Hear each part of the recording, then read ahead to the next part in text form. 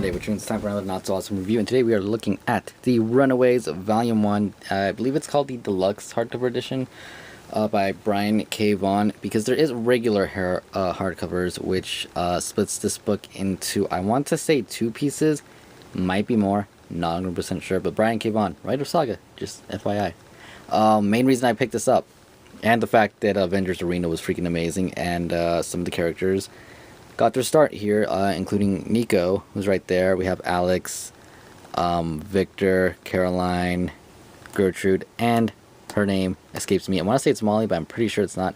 Anyways, like I said, this is the hardcover edition, Volume 1, which has issues 1 through 18, which is, quite a bit. Retails for $34.99 US, $56 Canada. Under the dust cover, we have it saying The Runaways, with it once again on the side right there. Basically, let's see. Let's take a look at the art before we get into anything big here. The art, I really don't know the way to describe it. I like it. I do.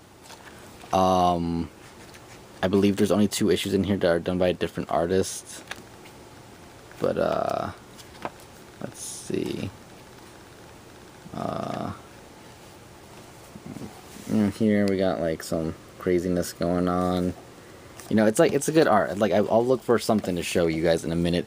But story-wise, it starts off kind of like showing the Avengers, like right here, doing stuff, and then we get like an invisible woman type character dressed all weird, and she starts saying stuff, and turns out that Alex here is just playing a game, like an MMO online. And the first issue starts off with all the main characters getting introduced. Alex here and his parents,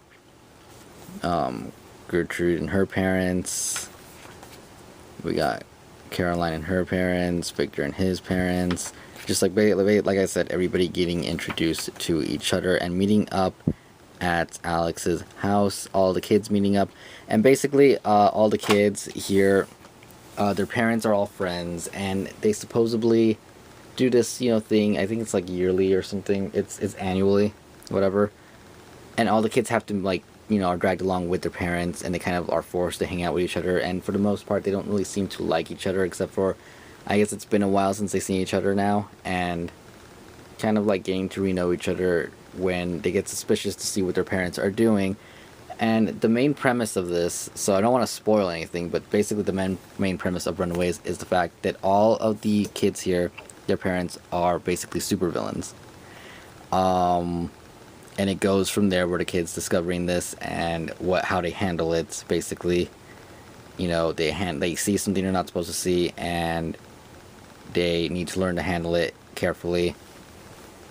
And yeah, really good series. People, kind of discovering abilities in a way throughout the series. It's really good. It's funny. It's really well written. And don't have much else to say about it without actually spoiling much.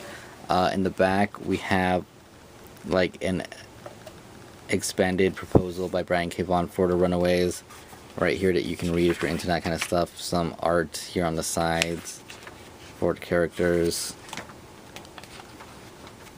Dinosaur. Yes, there's a dinosaur later here. And more sketch art drawings, which is cool to see. There's really not much to say about the Runaways other than it is a really good series. I really did enjoy reading it. A whole bunch of kids like figuring out their parents are supervillains and having to deal with it. It takes place in LA, and one of my favorite things about it is like when they call the police, their first reaction is them telling them, "Oh, my parents are supervillains." This isn't New York where that stuff kind of gets taken seriously. This is LA. None of that stuff happens here. So I thought that was funny. Yeah, other than that, really not much else to say without spoiling too much in this series.